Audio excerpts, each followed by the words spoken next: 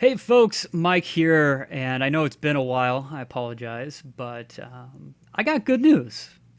It's one of the reasons why it has been a while. I kind of wanted to hold off. I didn't want to get anyone's hopes up, myself included, until it seemed like that things were actually getting better. So, went to see another new doctor, someone filling in for my primary care while she was on maternity leave, and it was older gentleman, a guy, which I haven't seen a guy doctor in a while. Not that that's an issue, but it may have been an issue with me because he took one look at what the endocrinologist results had come back, the stuff that they promised me they hadn't missed anything on. I called and double checked on that and asked for the doctor to recheck the nurse practitioner's kind of just diagnosis or prognosis or whatever. There's no diagnosis because she didn't think there was anything wrong with me. But anyways, new guy immediately just looked at stuff. He's like, "Man, your DHEA and testosterone levels are like half of what I would want to see in someone your age." So, put me on some drugs that slowly and naturally raise the testosterone level, and just taking some supplemented DHEA from a compounding pharmacy. And yeah, it took a few weeks, but I'd say about a month in, it was pretty obvious that I was doing a lot better. So yeah, so I feel I'm probably at like, I don't know, 70% of what, you know, I would want, like what I could potentially feel like I still could expect at this day and age or at this age.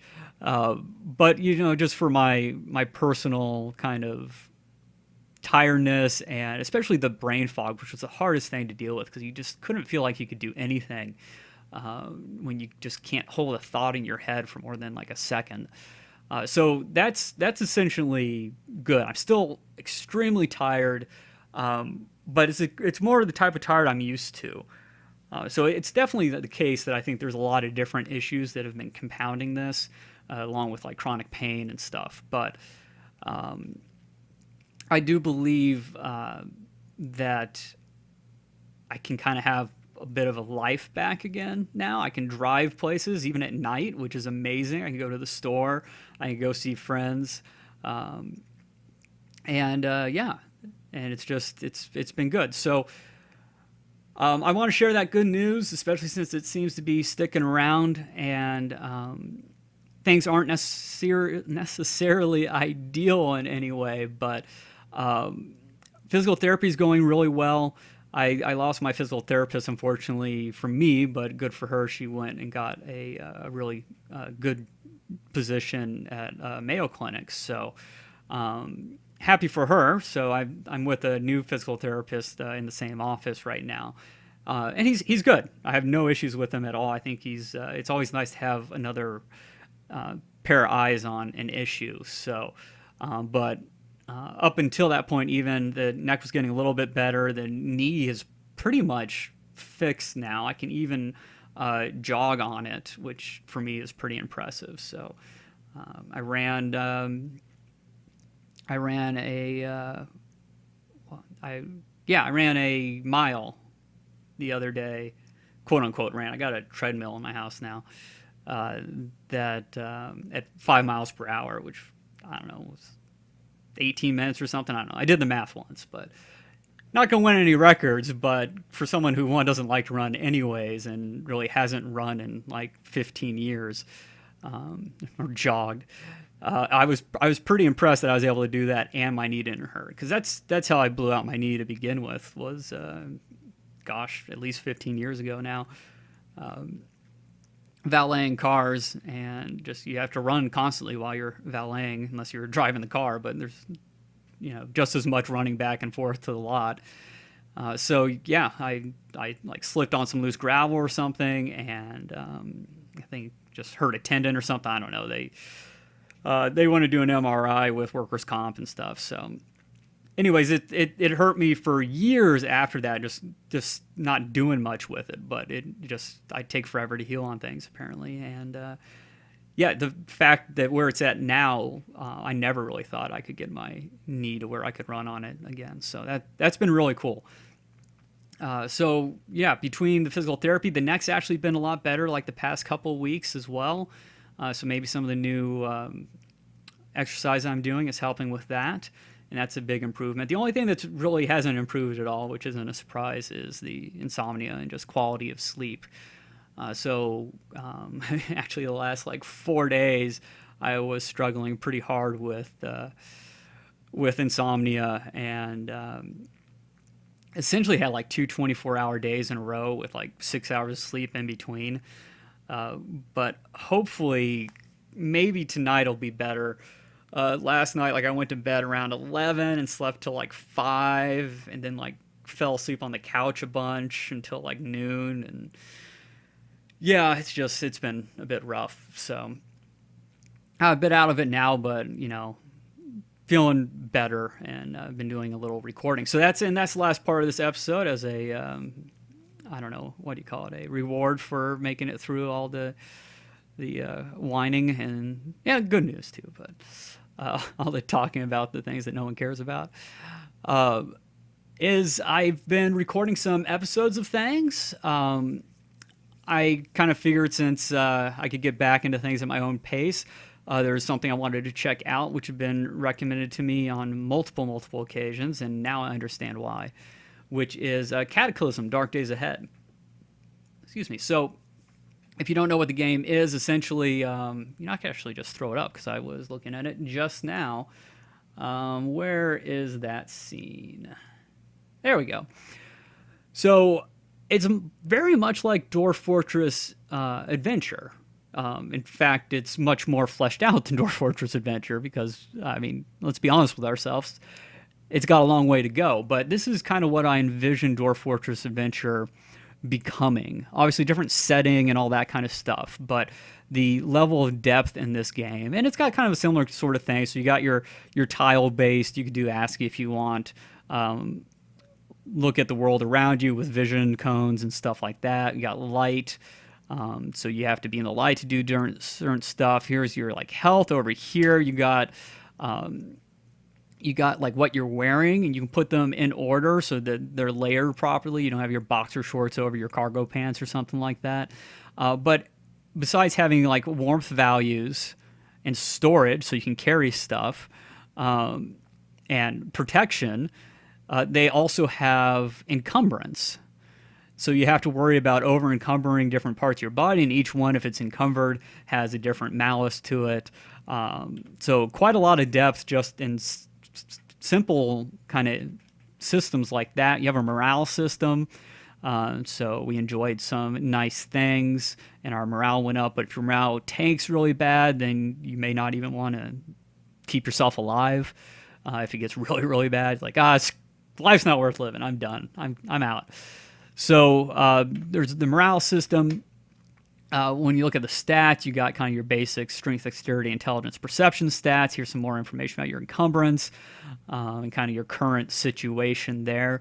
But you have skills as well that you can level up through using them, or put points into them at the beginning, because you do get to create your characters and stuff.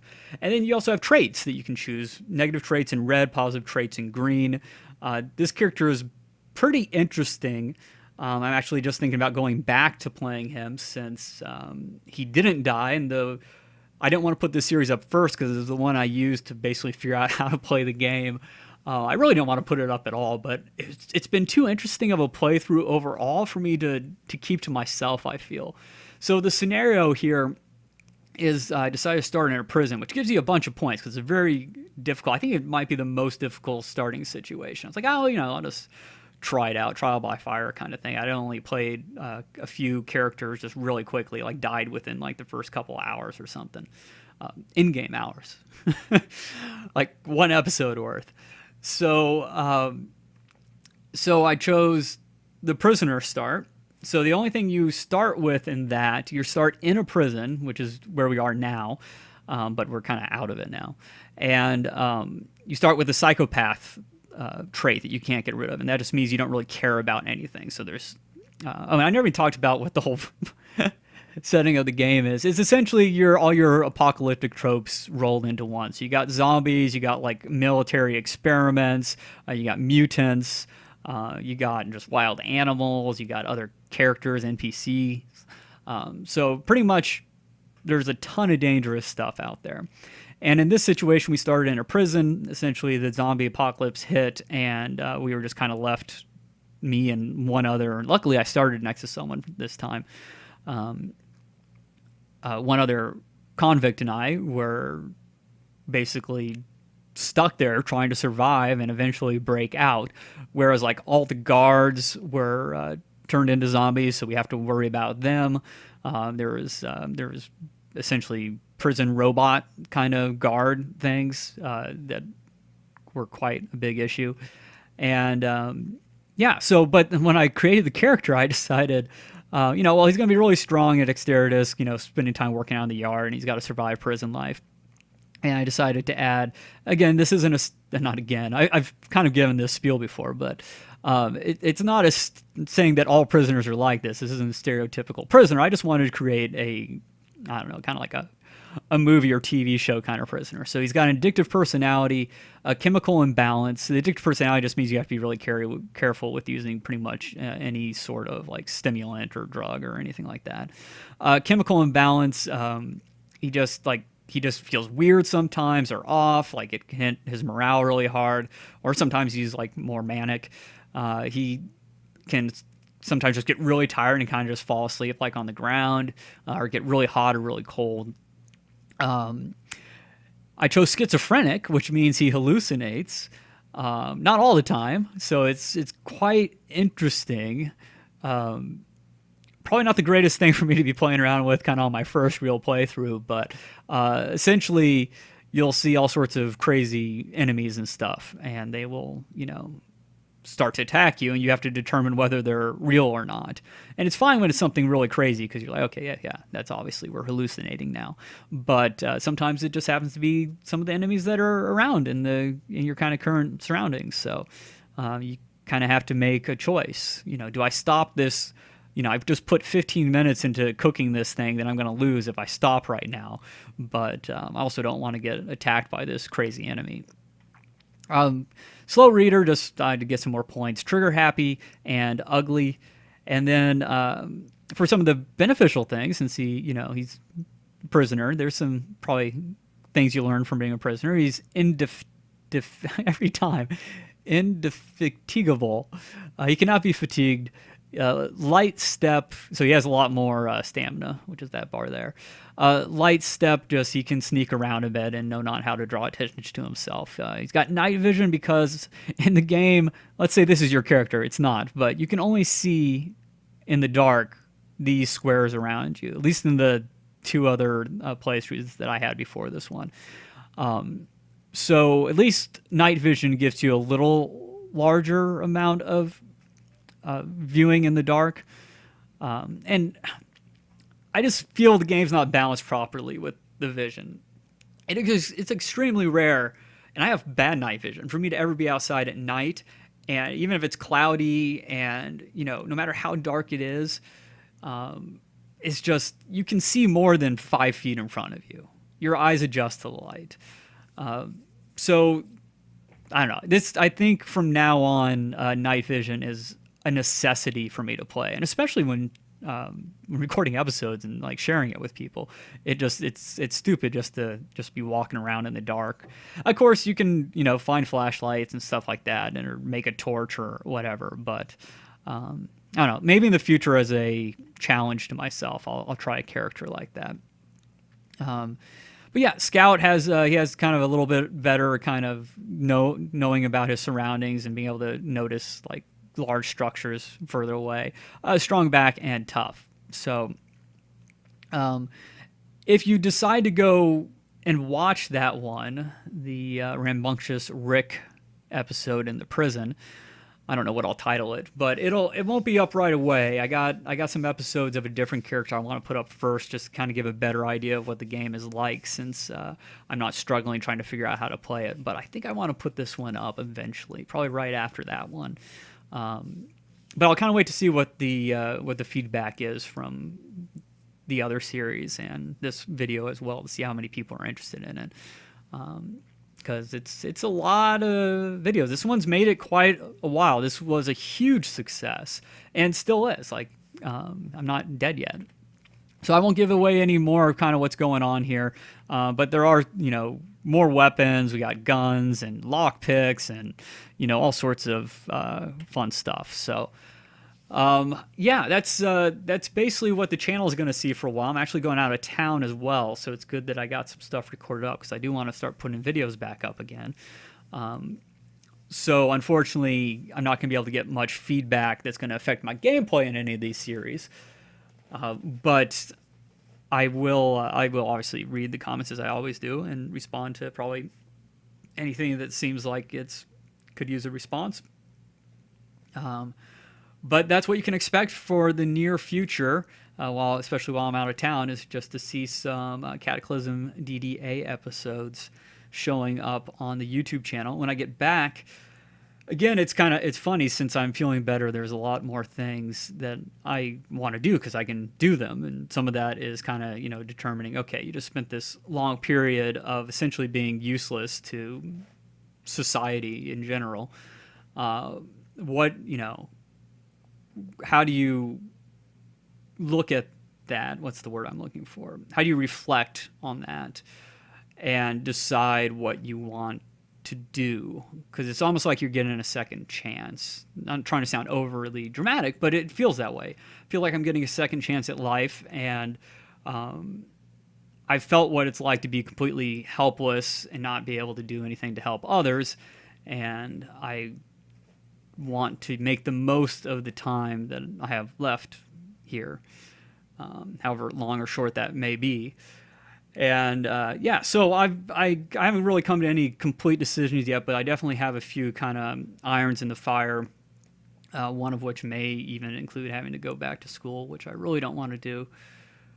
But on the other hand, it's not something I want to, the thought of what I want to do isn't something that I'd want to try to figure out on my own. I think it's one of the few instances where the training could be useful, because I think a lot of college, at least, is pretty useless. I know my entire 4 years at college was useless. So anything I learned, I taught myself out of a book. And I learned a lot, and I got good grades, but yeah, it was something I could have done on my own and not spent tens and tens of thousands of dollars on an education. So that I never used. I still have yet to need even a degree, let alone my degree in communication. But yeah, so that's probably enough rambling for now. Hopefully you guys are excited as I am. If there's anyone left still willing to look at the channel, I understand. No hard feelings there at all. It definitely was gone for a long period with very sporadic updates and content. So hopefully that won't be the case anymore. I'll get fairly consistent, maybe schedule going.